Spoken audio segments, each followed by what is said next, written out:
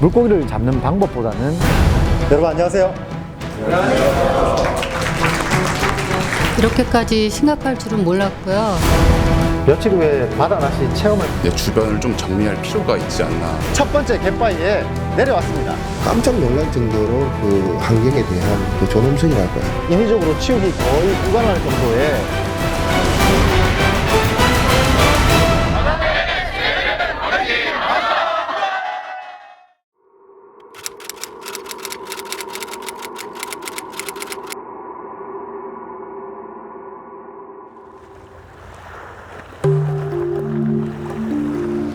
조용히 아침을 맞이하는 바다. 바쁘게 움직이는 인간과는 달리 바다는 오랜 시간 천천히 자정의 활동을 해오고 있습니다. 우리가 매일 바다에 던지는 것은 무엇일까? 바다가 언제까지 스스로를 치유할 수 있을 것인가? 오늘은 우리가 던지는 이것에 대해 알아보려 합니다. 시청자 여러분 안녕하세요. 푸른바다 착한 낚시인 이성진입니다. 벌써 추운 겨울이 왔습니다.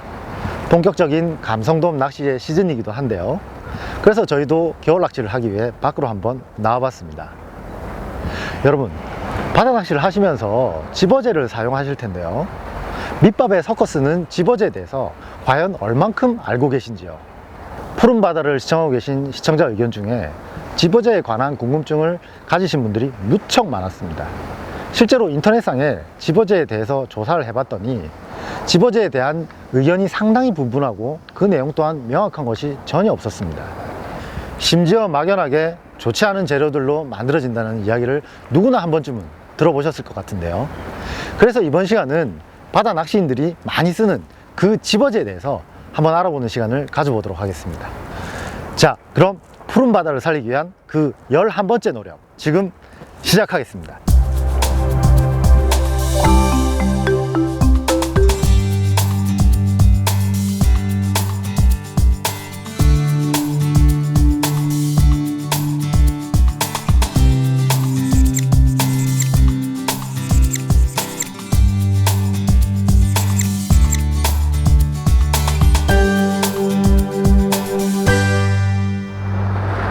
자, 본격적인 감성돔 낚시의 시즌이 왔습니다. 제가 낚시를 하기 위해서 밑밥을 구입을 할 텐데요. 어떤 종류의 집어제들이 다양하게 나와 있는지 굉장히 궁금하거든요. 한번 들어가서 저와 함께 보시죠. 네, 안녕하세요. 안녕하세요. 예, 제가 지금 감성돔 낚시를 나가려고 하는데요. 밑밥을 준비를 해야 돼요. 예, 집어제 종류가 상당히 많은데 대략 몇 종류의 집어제를 취급하고 계십니까? 예, 지금 저희 점에서 취급하는 게 감성돔 포함 병해돔까지 하면 한 20여 종류 이상은 될 것 같습니다. 아, 20여 종류 이상 취급을 하시고 있으시다는 말씀이시죠? 예. 아, 제가 평소에 생각했던 것보다 훨씬 다양한 종류의 집어제가 있네요. 예.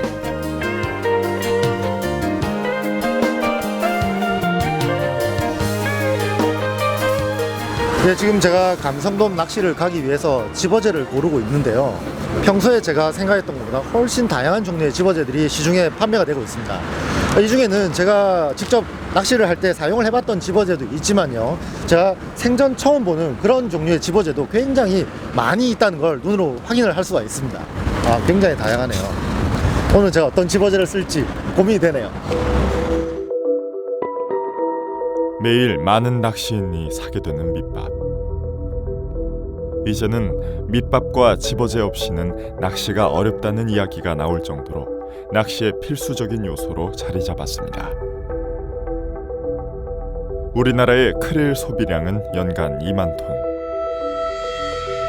배합 비율을 2대1로 계산했을 때 연간 10,000톤 이상의 집어제가 바다에 뿌려진다고 예측할 수 있습니다.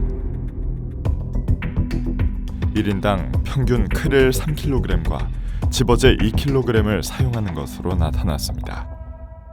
집어제를 흔히들 사용을 하잖아요. 네.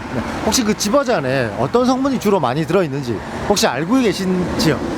그건 잘 모르겠습니다. 그냥 예. 뭐 어떤 그냥 들은 얘기도 들은 있으시고요. 얘기로는 뭐 뭐 안맥이나 그런 거 이제 파우더 안에는 뭐가 들어갔는지 사실 모르겠어요. 냄새는 되게 지독하더라고요. 아 그래요? 이제 예. 그 지독한 냄새도 사실은 고기를 집어하기 위한 냄새라고는 생각을 하실 거 아니에요? 예, 그렇죠. 아 근데 정확하게 어떤 성분이 들어가는지는 잘 모르신다는 말씀. 네. 그렇게까지는 자세하게는 잘 모르고 있습니다. 죄송합니다. 거기까지는 미처 생각을 못했네요.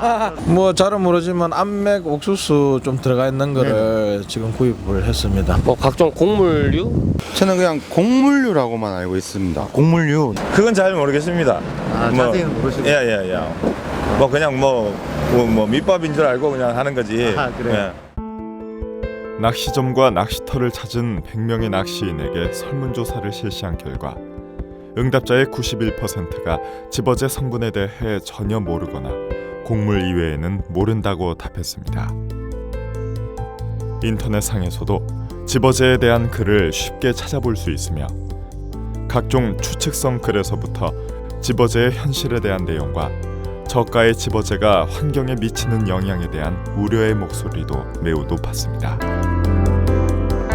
신빙성 면에서는 낚시점 사장님께서 추천해 주시는 그 지부제를 많이 사용하고 있습니다. 어떤 때는 제가 선택해서 하고 아무런 뭐 가게에서 추천하는 대로 또 하고 그렇습니다. 보통 그냥 낚시방에 가면은 거기서 주문을 하면 이제 거기 게 주는 그런 그냥 주는 걸로 씁니다. 주로 낚시 가게에서 추천하는 제품을 쓰고요. 뭐 A, B, C, D 있는 제품 중에 네네. 골라서 뭐 사용하고 있습니다. 아 그러세요? 네네. 집어제의 구매에 대해서는 낚시점의 추천이 가장 큰 영향을 주는 것으로 나타났습니다. 시중에 유통되는 다양한 종류의 집어제. 제작진이 집어제에 대한 내용을 조사하면서 주목했던 부분은 다음과 같습니다.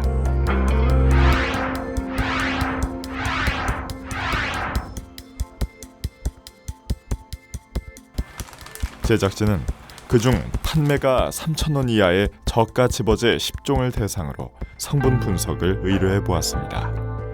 분석 결과는 총 10개의 제품 중 6개의 제품에서 평균치 이상의 납과 크롬이 검출된 것으로 나타났으며 그중 한 제품의 경우 크롬이 평균치의 24배 이상인 것도 있었습니다. 제작진은 취재 도중 집어제 업체에 색소를 납품하는 안료상을 만나 어렵게 인터뷰를 요청할 수 있었습니다. 감성동 집어제 빨간 색깔을 띠고 있지요. 그 중에서 너무 찬란한 빨간 거 이거 규제 안 하면 안 돼요. 던집보면 벌써 물이 빨갛게 변합니다. 그거는 탈 색소가 들어가 있어요. 그 사람들이 절대 이 사람들이 몰랐었습니다. 이걸 탈 색소를 쓰면 안 돼요. 그럼 이걸 쓰는 이유가 뭐냐? 이거보다는 요걸 조금만 넣는 게 요거는 아주 셉니다. 손에 묻으면 이게 잘 안 씻깁니다. 절대 잘 안 씻겨요. 까지면 발암물질입니다. 이게 발암물질이에요. 요새 식품에도 까자에도 빨간 거 적색 2호, 적색 102호라든가 이런 걸 몸수로 하는 이유가 뭔지 절대 싸다고 이런 거는 쓰면 안 된다 이 말입니다. 병해동 집어제는 녹색입니다. 초록빛깔입니다. 그러면서 뜨는 물건이거든. 크롬그린이라 하는 합성 이 안료를 쓰거나 그 다음에 산화크롬이라 하는 이거는 녹색을 쓰거나 그 독극물인 중금속인 납하고 크롬이라 하는 게 들어있습니다. 이 독극물이 들어있습니다. 중금속인 독극물이 들어있어요. 그 다음에 또 하나 산화크롬이라 하는 크롬이 있습니다. 크롬을 산화시킨 건데 맥기에 주로 쓰는데 씁니다. 맥기. 맥기요? 맥기 크롬 맥기 하는데 근데 어떤 사람들이 그런 거를 이거를 찾아가지고 뭐 한 데 쓰나 물에 이제 그런 데 쓴다 하는 얘기는 하더라고. 절대 이건 쓰지 마이소. 언젠가는 걸리면 큰일 납니다. 이제 그 사람들 모르고 자꾸 이제 쓰려고 덤비지. 아래 낚시 TV도 보니까 유명하다는 낚시 유명하다는 사람이 요새 뱅에돔을 잡는다고 보니까 빵가루에다가 묻혀가지고 딱 던지는데 딱 보니까 녹색을 상당히 진하게 묻히고 있더라고. 그래서 저러면 안 되는데 우선 인터넷을 저렇게 많이 띄우고 있는 싸게 띄우고 있대요. 사미수도 나는 잘 안 씁니다. 왜? 양심이 갇히게 되니까 내가 잘 안 쓰지. 안료상이 집어제 업체에 납품했다는 색소의 샘플입니다. 유기 타르색소로서 그 농도와 독성 그리고 확산성을 확인할 수 있었습니다. 제작진이 색소 다음으로 주목했던 것은 성분표의 표시입니다. 성분표가 있는 제품도 있었지만 대부분 없거나 정확히 표기하지 않으며 연락처와 주소가 없는 제품도 있었습니다. 심지어 모든 제품에는 100% 친환경 원료를 사용했다는 문구가 빠짐없이 붙어 있습니다. 1차 이 사람들이 반성을 해야 될 사람들이 집어제 만드는 사람입니다. 낚시꾼은 모릅니다. 그냥 사가지고 쓰는지 그 내용이 뭔지 야광 공해에 해당이 되는지 뭔지 절대 모르죠. 집어제 아무리 영세하더라도 최소한도로 집어제의 그 조성물은 표시는 해줘야 되는 게 원칙이다. 이게 생계를 문제입니다. 조성물 나오는데 야를 써요. 한도를 썼으면 썼지 절대 못 따라 나오지. 그래도 어느 정도 아웃따라는 이렇게 나와 있는 게 그 말 키우고 하면 우리나라에 최고로 들어오는 그 집어제 아닙니까? 네. 그리고 하다못해 비중까지도 나와 있습니다. 그 사람들은 앞으로 언젠가는 그걸 해줘야 됩니다. 이게 이런 위법이 어디 있어요? 이게 뭐 안에 들은 게 뭐가 뭔지도 모르는 이런 위법성이 어디 있습니까? 이게. 집어제 종류가 다양한 한 대형 낚시점. 일산 집어제의 경우 품목별 내용물과 그 비중까지 자세히 표기되어 있었습니다. 제작진은 국내에서 인지도가 높은 업체를 찾아 성분 표시에 대한 의견을 들어볼 수 있었습니다. こんにちは。マルキュー株式会社研究開発課の阿部と申します。はい、同じくマルキュー海外部の西山と申します。もともとは、餌の成分ですとか原材料の表示の義務は全くありません。これは、マルキューが独自に始めたものです。でそれというのが、1989年に、蒔絵の問題で、三重県の伊方の釣り場において、海を汚しているんじゃないかという指摘クレームがあったことから始まります。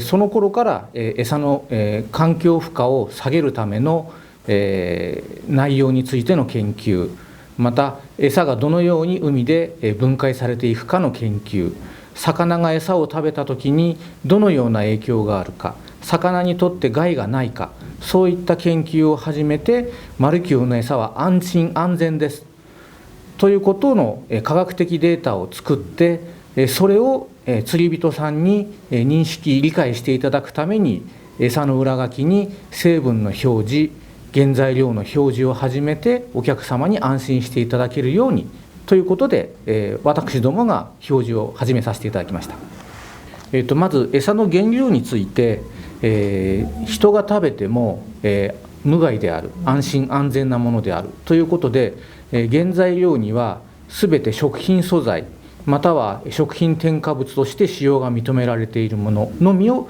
使って製造しております。人体に、無害であること、その辺というのが、何をもって、無害であるかということを、アピールするために、やはり人間が食べても安全なものということで、食品ないしは食品添加物というくくりにした方が一番、釣り人様へも理解していただけるのではないかということで、そのような自主的な基準に基づいて釣り餌の原材料というのを決めさせていただいております。これね、三宅島なんですよ。で、以前は年に4回、でそれが年に2回になり、今は年に1回にもうかれこれ10年やっているんですけども、2005年4月に三宅島で、これは海底調査を始めた年なんですよね。で実際に海に餌をまく、これの場合はオキアミですけども、練り餌なんかもこれは沈めたりしています。でそういったことをして、環境中に餌は残らないんですよっていうことを、実際に、写真なり動画に収めて、環境への負荷っていうのは低いですよっていうことをアピールするために、皆さんに分かっていただくために、こういった実験撮影を行っています。マルキューの餌をまいて、そのまき餌を魚が食べたり、そこにいる微生物が食べたりして全く水を汚さないというのが理想なんです。なんですが、理想の通りにはまずいかないんですが、マルキューは、その理想に近づくために少しずつできるだけ環境に負荷にならないようなものをやったり、水の中に潜ってで本当に分解されているかとかそういうのまでチェックする、そういう、姿勢で餌を作っていく、それが一番重要だと考えています。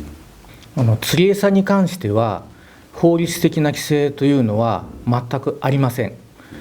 だからといって、何でも使っていいということにしてしまうと、自然環境に悪影響を及ぼしてしまって、結局のところ、釣り餌が売れないだけではなくて釣りそのものができなくなってしまうという恐れもあります。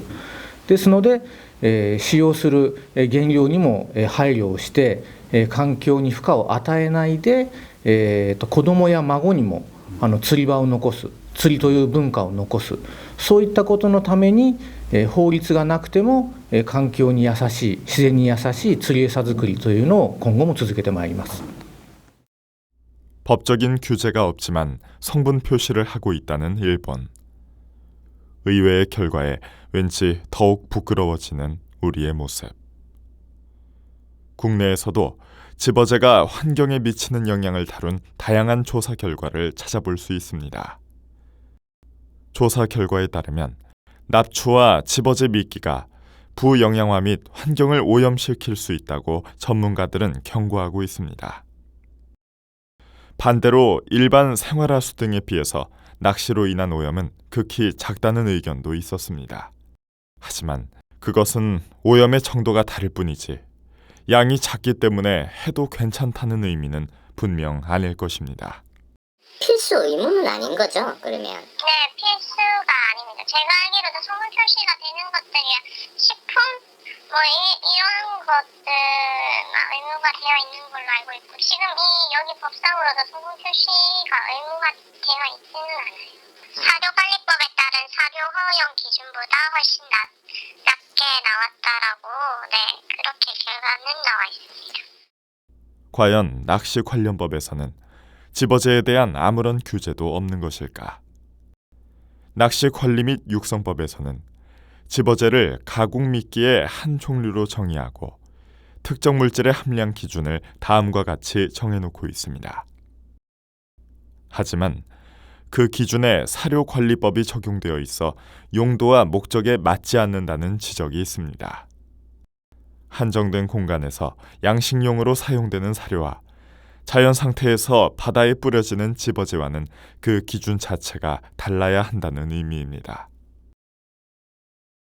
제작진은 환경오염 물질 이외에도 생각지 못한 이야기를 전해들을 수 있었습니다. 가격을 적게 하기 위해서, 싸게 하기 위해서 중탕이라든가 이런 거를 넣는 사람들이 많이 있습니다. 무기가 있고 돈벌이가 되고 부피도 누르고 물에 잘 깔아앉고 하기 위해서 이제 중탕이란 걸 깔고 왔습니다.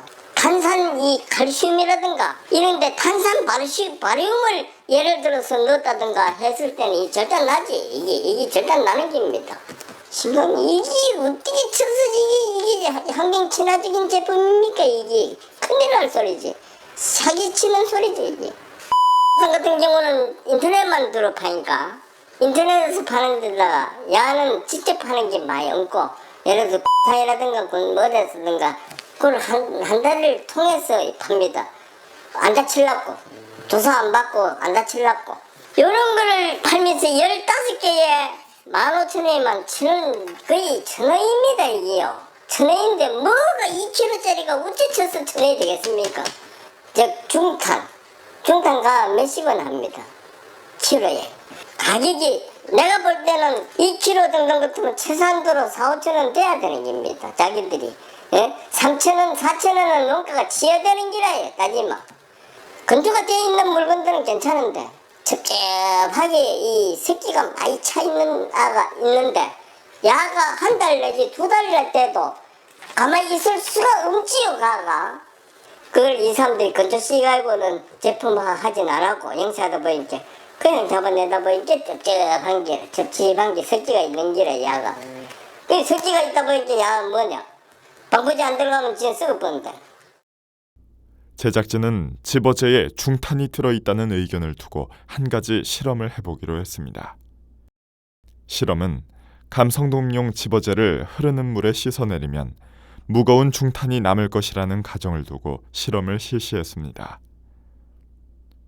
실험 시작 6시간 후 바닥에 남아있는 중석과 중탄, 일명 돌가루를 확인할 수 있었습니다. 탄산칼슘은 환경 문제의 또 다른 원인으로 지목받는데 그것이 갯녹음 현상입니다. 갯녹음 현상은 백화 현상 또는 바다의 사막화라고 불리우며 급격한 해수의 온도 변화가 가장 큰 원인으로 알려져 있습니다. 하지만 바다에 던지는 것이 탄산칼슘이라면 문제는 달라집니다. 탄산칼슘이 바닷물에 녹아 석출되어 생기는 갯녹음 현상을 더욱 가속화시킬 수 있다는 지적이 있습니다. 결국 저가의 저질 집어제를 규제하는 제도적 장치가 없으며 낚시점의 과도한 가격 경쟁과 이를 사용하는 낚시인이 있기에 집어제는 누구나 만들어 팔 수 있다는 얘기가 되어버립니다. 낚시인의 손에서 바다로 던져지는 밑밥. 이제는 모르고 던지는 양심에 대해 생각해봐야 할 때입니다.